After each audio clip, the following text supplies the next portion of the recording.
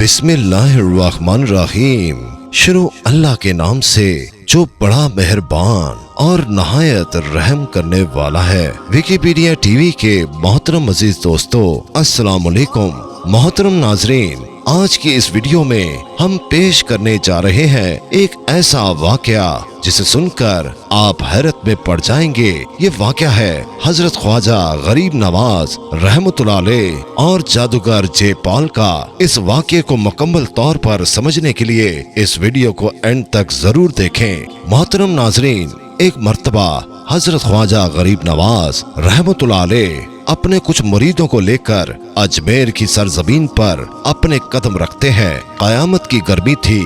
धूप से बचने के लिए वो एक सायादार दरख्त के नीचे बैठ जाते हैं। अभी वो आराम फरमा ही रहे थे कि उसी वक्त राजा के कुछ सिपाही आते हैं और उन्हें वहाँ से चले जाने के लिए कहते हैं। राजा के सिपाही पूछते हैं कि आप लोग कौन हैं और कहाँ से आए हैं। ख्वाजा साहब फरमाते हैं, भाई हम मुसाफिर हैं और सफर पर निकले हैं, साया देखकर बैठ गए। सिपाही कहते हैं, आप लोगों को मालूम नहीं है कि राजा के यहाँ ऊंट बैठते हैं, आप जाइए यहाँ से। ख्वाजा साहब फरमाते हैं, भाई इतना बड़ा जंगल है, राजा साहब के ऊंट तो कहीं भी बैठ सकते हैं। सिपाही कहते हैं, ऐसा नहीं हो सकता, आप लोग यहाँ से चले जाइए, राजा के ऊंट यहीं बैठेंगे तो यहीं बैठेंगे, सुना आपने। ख्वाजा साहब फरमाते हैं, भाई अब यहाँ पर राजा के ऊंट ही बैठेंगे। सिपाहियों की बातें सुनकर ख्वाजा साहब अपने साथियों के साथ वहाँ से चले जाते हैं और दूसरी जगह पर रात गुजारते हैं। जब सुबह होती है तो सिपाही देखते हैं कि सारे ऊंट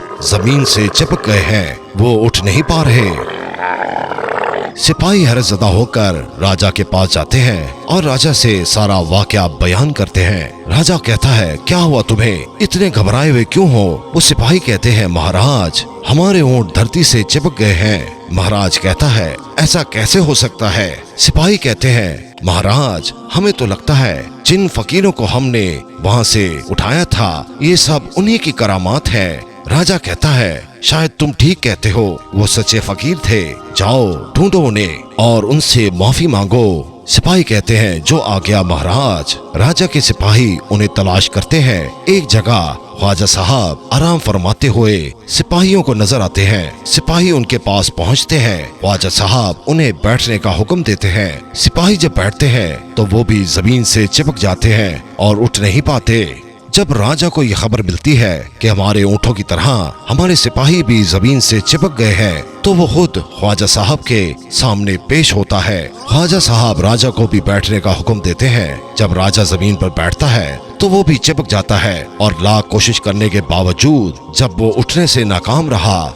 तो ख्वाजा साहब से माफी मांगने लगा, गिड़गिड़ाने लगा। तब ख्वाजा साहब को उस पर रहम आ जाता है और उन्होंने जमीन से कहा, ऐ जमीन अल्लाह के हुक्म से इनको तू आजाद कर दे। जमीन उनको आजाद कर देती है। राजा बार बार उनकी इस मेहरबानी का शुक्रिया अदा करता है। कुछ दिनों के बाद एक और वाकया पेश आता है। राजा के सिपाही आकर राजा से शिकायत करते हैं कि कुछ फकीर अना सागर का पानी गंदा कर रहे हैं, उसमें नहाते हैं, उसी में वजू करते हैं। अना सागर का पानी पीने के लायक नहीं रहा। राजा ये बात सुनकर बहुत परेशान और फिक्रमंद हो जाता है। वो जादूगर जयपाल को बुलाकर मशवरा करता है। जयपाल राजा से कहता है कि आप उन फकीरों को अना सागर से पानी मत भरने दो। राजा ऐलान कर देता है कि उन फकीरों को तालाब के करीब भी न आने दिया जाए। ख्वाजा साहब अपने मुरीद को कहते हैं कि जाओ और इस कासे में तालाब से पानी भर लाओ। मुरीद कासा लेकर तालाब पर पहुंचता है। राजा के सिपाही उसे पानी लेने से मना कर देते हैं।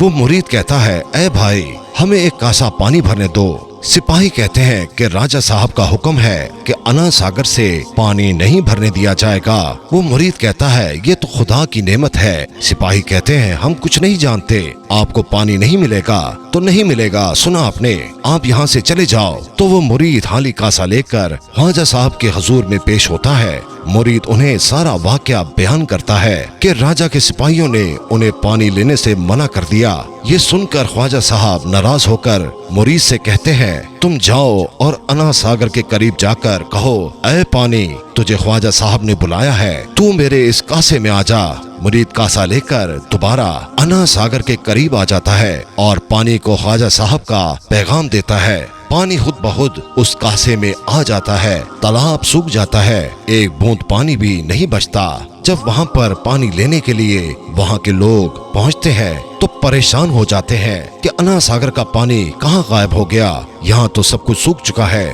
तो वो परेशानी के आलम में राजा के पास पहुँचते हैं और फरियाद करते हैं कि महाराज अनर्थ हो गया, अनार सागर का सारा पानी सूख गया, एक बूंद पानी नहीं बचा। राजा उनसे कहता है क्या बक रहे हो, इतना पानी कैसे सूख सकता है। लोग कहते हैं हाँ महाराज, हम पानी भरने गए थे मगर हमने देखा कि पूरा तालाब सूख चुका है। सिपाही राजा से कहते हैं महाराज एक फकीर आया था, हमने उसे पानी नहीं भरने दिया, फिर वो दोबारा आ गया तो तालाब का सारा पानी खुद बहुत उसके कासे में आ गया। राजा कहता है ये सब हमारी ही गलतियों का नतीजा है, हमने उन फकीरों को पानी नहीं लेने दिया इसलिए ये सब हुआ। चलो हम सब मिलकर उनसे माफी मांगते हैं, वो बड़े दयालु हैं, हमें माफ कर देंगे। जब वहाँ के लोग ख्वाजा साहब के पास पहुँचते हैं तो माफी मांगते हैं और कहते हैं कि बाबा जी हमें माफ कर दें, हमसे दोबारा ऐसी गलती नहीं होगी। ख्वाजा साहब कहते हैं कि हम तालाब का पानी वापस कर देते हैं क्योंकि पानी पर सबका हक है। राजा हैरान और परेशान हो जाता है और राजा जयपाल जादूगर का सहारा लेने पर मजबूर हो जाता है और सिपाहियों से कहता है कि जयपाल को दरबार में पेश किया जाए। जब जादूगर जयपाल दरबार में हाजिर होता है और कहता है मेरा नाम है जादूगर जयपाल, बताइए मुझे कैसे याद किया। राजा उनसे कहता है कुछ दिनों से चमत्कारी फकीरों ने हमारे राज में आतंक मचा रखा है। जयपाल कहता है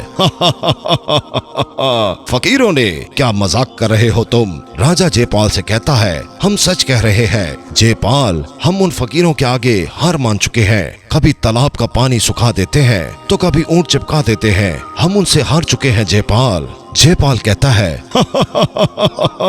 राजा आप हमसे क्या चाहते हैं। राजा कहता है जयपाल हम चाहते हैं कि तुम अपने जादू के बल से उन फकीरों को अजमेर से भगा दो। जयपाल कहता है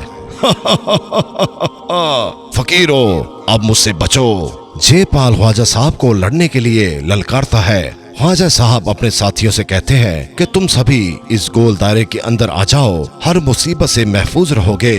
ख्वाजा साहब जयपाल से कहते हैं कि हम तुम्हें जादुई जोर आजमाई का पूरा मौका देते हैं, तू जी भर के जोर आजमा ले। जयपाल कहता है मेरा नाम है जयपाल मेरा नाम है जयपाल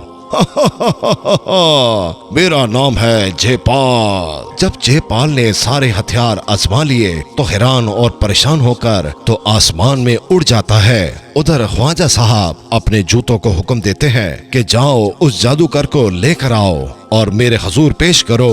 ख्वाजा साहब के जूते जाते हैं और जयपाल को पीटते हुए और मारते हुए ख्वाजा साहब के सामने पेश करते हैं। जयपाल ख्वाजा साहब से कहता है माफ कर दो मुझे बाबा, मुझे माफ कर दो। जयपाल हार मान चुका था, वो ख्वाजा साहब से माफी मांगता है और खुद को इस्लाम में शामिल कर लेने के लिए ख्वाजा साहब से इल्तिजा करता है। ख्वाजा साहब उसे माफ कर देते हैं और इस्लाम में दाखिल कर लेते हैं। ख्वाजा साहब ने जयपाल का नाम अब्दुल्ला बियाबानी रखा और उसे अपना मुरीद बना लिया।